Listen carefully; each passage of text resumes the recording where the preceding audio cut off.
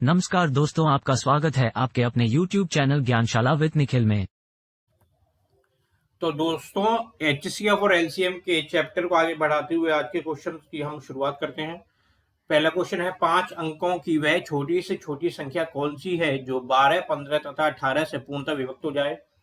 तो इस क्वेश्चन को समझने के लिए या ये समझने के लिए कि इस क्वेश्चन में HCF निकालना है या LCM निकालना है, तो हमारे पास में दो तरीके हैं। एक पहला तरीका तो ये है कि यहाँ पे अगर छोटी से छोटी लिखा हुआ है तो इसका मतलब ये होता है कि हमें एलसीएम निकालना है, और अगर बड़ी से बड़ी लिखा हो तो वहां पे हमें एचसीएफ निकालना होता है। दूसरा, अगर हम इस क्वेश्चन को अगर सॉल्व करने की कोशिश करें तो हमें पता चलेगा कि हमारे पास में एक ऐसा नंबर होना चाहिए जो कि 12 से भी डिवाइड हो रहा है, फिर 15 से भी डिवाइड हो रहा है, फिर 18 से भी डिवाइड हो रहा है। मतलब एक ऐसी संख्या है जो कि 12 से भी डिवाइड हो रही है पूरी तरह से, 15 से भी पूरी तरह से डिवाइड हो रही है और 18 से भी पूरी तरह डिवाइड हो रही है। इसका मतलब ये हुआ कि जो हमारे पास संख्या होगी वो 12 का भी गुणज होगी, 15 का भी गुणज होगी और 18 का भी गुणज होगी। गुणज का मतलब होता है मल्टीपल। तो ऐसी संख्या जो कि 12 की भी मल्टीपल हो, 15 की भी मल्टीपल और 18 की भी मल्टीपल हो, तो वहां पर सिर्फ और सिर्फ एक संख्या हमें याद आती है, वो आती है एलसीएम। इसका मतलब क्या हुआ कि इस क्वेश्चन में हमें एलसीएम निकालना है। तो एलसीएम निकालने का हमारे पास में एक तरीका है कि इन सब के फैक्टर लिखें। पहले तो 12 के फैक्टर लिखें, 15 के फैक्टर लिखें और 18 के फैक्टर लिखें। तो 12 के फैक्टर क्या हो गए, 2 गुणा 2 गुणा 3। 15 के फैक्टर हो गए 3 गुणा 5 और 18 के फैक्टर हो गए 3 गुणा 3 गुणा 2। अब एलसीएम अगर हमें चाहिए इन सबका, तो एलसीएम निकालने के लिए अब मैंने क्या बताया था कि पहले किसी ने एक बड़ी संख्या, किसी भी बड़ी संख्या के फैक्टर लिख लो। तो अगर हम देखें इसमें सबसे बड़ी संख्या क्या है, 18 है, तो हमने क्या किया, सबसे पहले 18 फैक्टर लिखे तो आए 3 गुणा 3 गुणा 2। अब हमने देखा 15 फैक्टर, तो 15 के फैक्टर में सिर्फ और सिर्फ हम उन्हीं संख्या को लिखेंगे जो कि हम पहले से नहीं लिखे हुए यहाँ पे। तो हमने क्या किया है, 15 में से एक है 3 और एक है 5, तो 3 यहाँ पे पहले ही हम लिख चुके हैं एक बार, तो हम क्या करेंगे, बचा हुआ 5 यहाँ लिख लेंगे। तो इसका मतलब क्या हुआ कि 15 के फैक्टर भी हमने लिख चुके हैं और 18 के फैक्टर भी लिख चुके हैं। अब हमारे पास में आता है 12, तो 12 के फैक्टर में हमने देखा है 2 बार तो 2 आ रहा है और एक बार 3 आ रहा है। तो अगर हम यहाँ पे 3 देखें, एक बार आ रहा है और यहाँ पे 3 2 बार आ रहा है, इसका मतलब क्या हुआ कि ये 3 का काम हम पहले ही कर चुके हैं।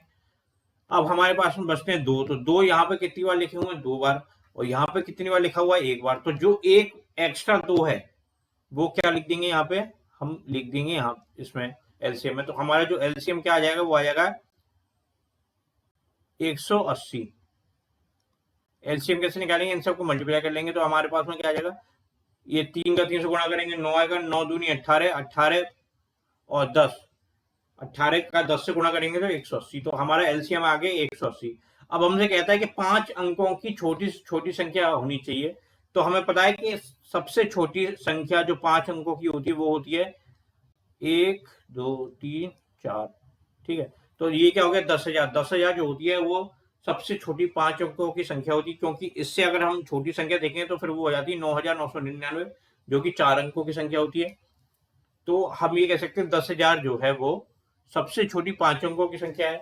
अब क्या पूछता है हमसे, हमें सबसे छोटी 5 अंकों की वो संख्या बतानी है जो कि 12 से, 15 से और 18 से डिवाइड हो सके, या फिर अगर हम एलसीएम की भाषा में समझें तो हमें 5 अंकों की वह सबसे छोटी संख्या बतानी है जो कि 180 से डिवाइड हो सके। उसको पता करने के लिए क्या होता है, हमने सबसे पहले क्या लिखा, 10,000 लिख दिया जो कि सबसे छोटी 5 अंकों की संख्या है। फिर इसमें हमने 180 से डिवाइड किया,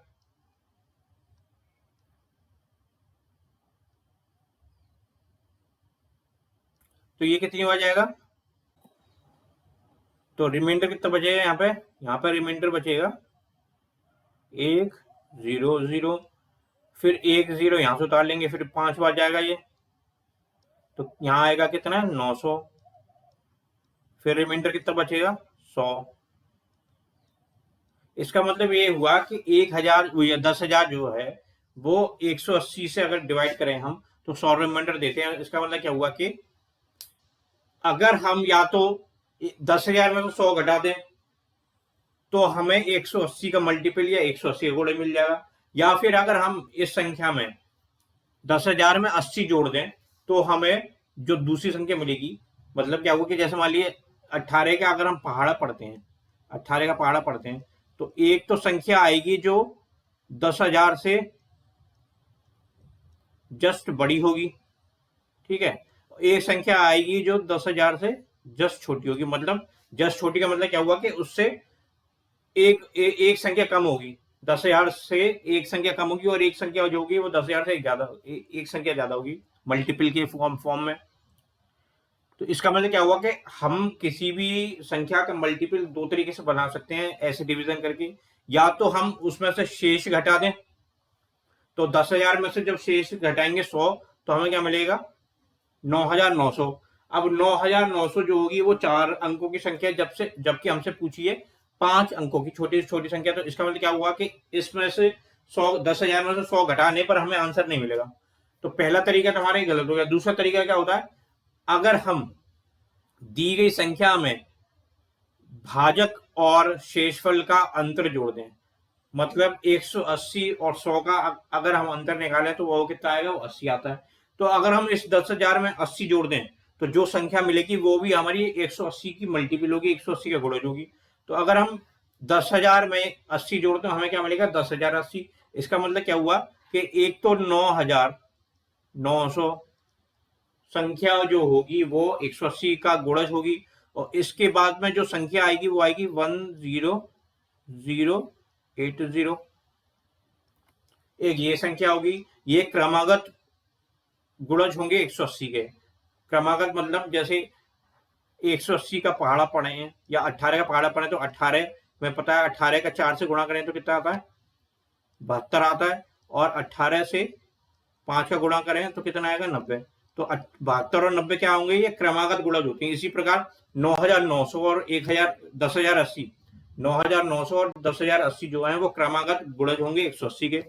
तो अगर हम 9,900 को देखें तो ये तो 4 अंकों की संख्या होगी, तो इसका मतलब क्या हुआ, ये आंसर नहीं होगा हमारा। फिर हमने देखा 9,009 से एक बार, मतलब एक बड़ा गुणज जो होगा, 9,009 से एक बड़ा गुणज जो क्रमागत भी होगा वो क्या होगा, 10,080। तो 10,080 जो है वो सबसे छोटी 5 अंकों की संख्या हो जाएगी। क्योंकि अगर हम इससे छोटी संख्या देखें जो 180 की गुणज होगी तो 9,900 हो जाती है, जो कि 4 अंकों की संख्या है। तो इसका मतलब क्या हुआ कि 10,080 जो है वो सबसे छोटी 5 अंकों की वह संख्या है जो 180 से डिवाइड हो सकती है, वो भाग दिया जा सकता हो। तो हमारा इस क्वेश्चन का आंसर क्या हो जाएगा, 10,080। ऑप्शन नंबर डी इसका आंसर हो जाएगा, 10,080। क्वेश्चन नंबर 2 पे चलते हैं। क्वेश्चन नंबर 2 क्या कहता है, 4 अंकों की वह बड़ी से बड़ी संख्या कौन सी है जो 15, 25, 40, 75 से पूर्णतः विभक्त हो सकती है। पिछले वाले क्वेश्चन में हमने क्या देखा था, छोटी से छोटी संख्या देखी थी, और यहाँ पे देखिए बड़ी सी बड़ी संख्या। अब हमें यहाँ पे कंफ्यूजन हो सकता है अगर हम पूरे क्वेश्चन को समझें। मैंने जैसे आपको बताया था, अगर यहाँ पे बड़ी से बड़ी संख्या आ जाती है इसका मतलब क्या होगा, एचसीएफ निकालना है। जबकि अगर हम इस क्वेश्चन को पूरी तरीके से समझें तो इसमें भी हमें एलसीएम निकालना होगा। कैसे पता चलेगा कि वह 4 अंकों की वह बड़ी से बड़ी संख्या, ठीक है, बड़ी से बड़ी संख्या कौन सी है जो 15, 25, 40 और 75 से पूर्णतः विभक्त हो सकती है। मतलब अगर हम संख्या x माने तो हमारे क्या आना चाहिए, 15 इस फॉर्म में आने चाहिए, 25 इस फॉर्म में आना चाहिए, 40 और 75। इसका मतलब क्या हो रहा है, इसका मतलब ये हो रहा है कि जो हमारे पास संख्या होगी x वो 15 का भी गुणज होगी, 25 का भी गुणज होगी, 40 का भी गुणज होगी और 75 का भी गुणज होगी। इसका मतलब ये हुआ गुणज हो गई, सबका गुणज हो गई। तो हम क्या कर सकते हैं, इन सभी संख्याओं का एलसीएम निकाल सकते हैं और उसका भी गुणज हो जाएगी। तो 15, 25, 40 और 75 का गुणज होने का मतलब क्या हुआ कि इन सब की एलसीएम का भी गुणज होगी। तो हम क्या करेंगे, इनका एलसीएम निकालेंगे। तो 15 का अगर हम एलसीएम देखें तो 15 का एलसीएम क्या होगा, 15 को लिख सकते हैं 3 गुणा 5, 25 को लिख सकते हैं 5 गुणा 5,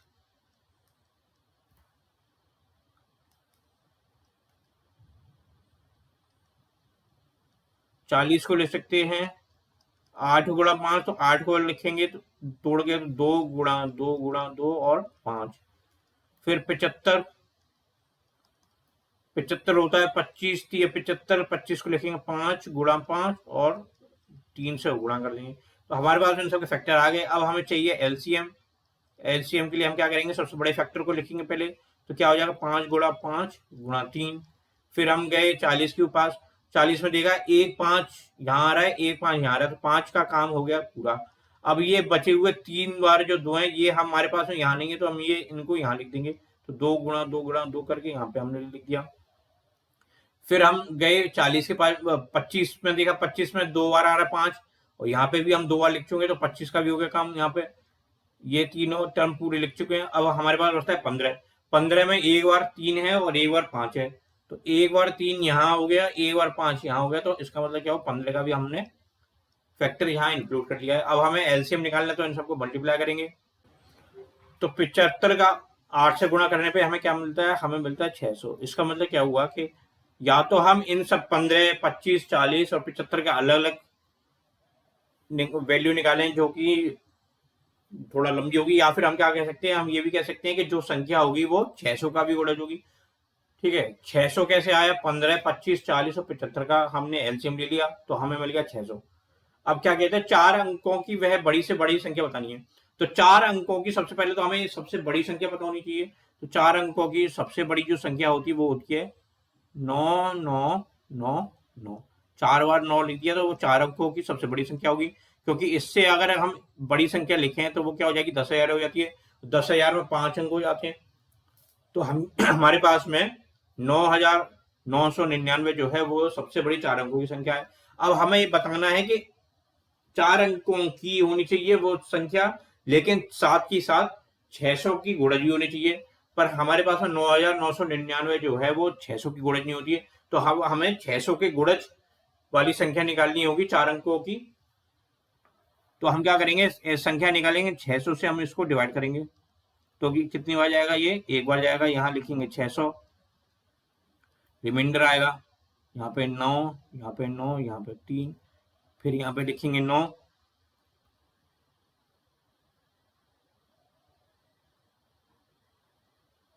यहाँ लिखेंगे 6 बार जाएगा, तो ये कितने बार जाएगा, 3600।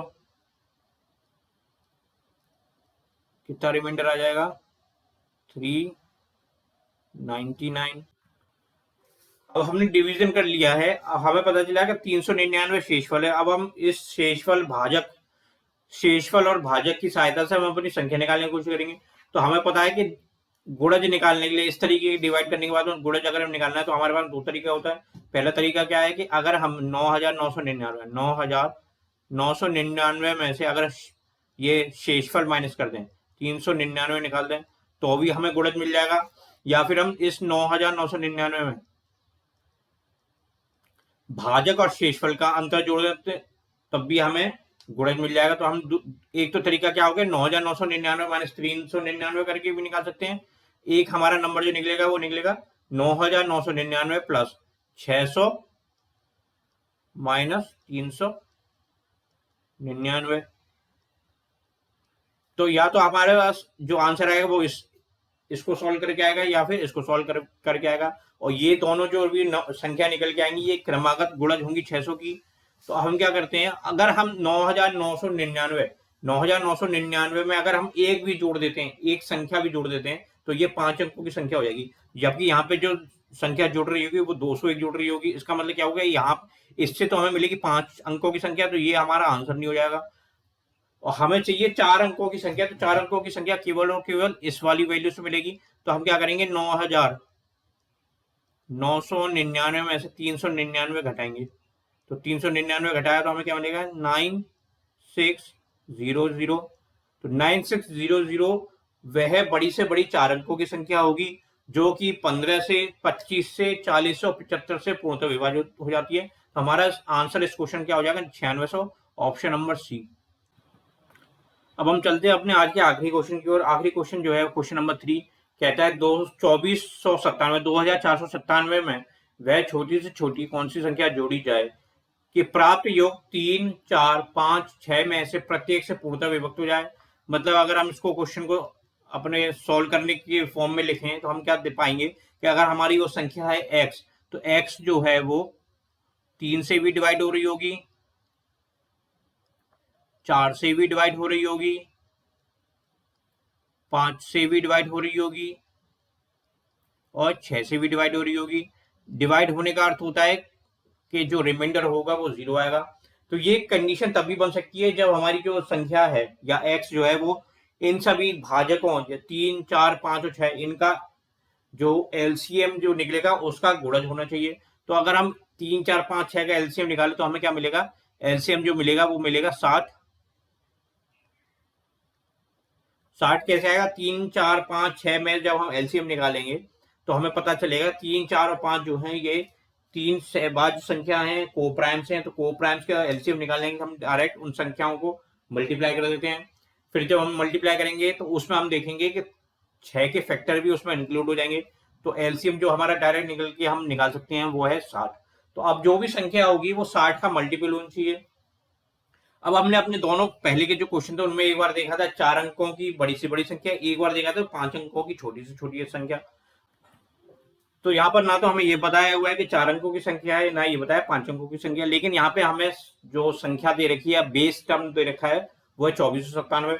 तो हमें जो भी कैलकुलेशन करनी होगी डिवीजन वाली वो इस 2497 से ही करनी होगी। तो हम क्या करेंगे, हमें वो संख्या जो कि हमें तो या तो जोड़नी होगी या घटानी होगी, वो किस में करनी होगी, 2497 में करनी होगी। तो वो संख्या निकालने के लिए हम क्या करेंगे, 2497 में 60 से भाग देंगे। फिर हम देखेंगे कि या तो हमें जोड़ना होगा भाजक और शेषफल का अंतर, या फिर हमें शेषफल को घटाना होगा। तो हम क्या करेंगे, पहले 60 से अगर हमने डिवाइड किया तो ये कितनी बार जाएगा, 4 बार जाएगा। यहाँ जाएगा 240, यहाँ से बचेगा 9, यहाँ बचेगा 7, ये फिर एक बार जाएगा, यहाँ जाएगा 60, रिमाइंडर बचेगा 37।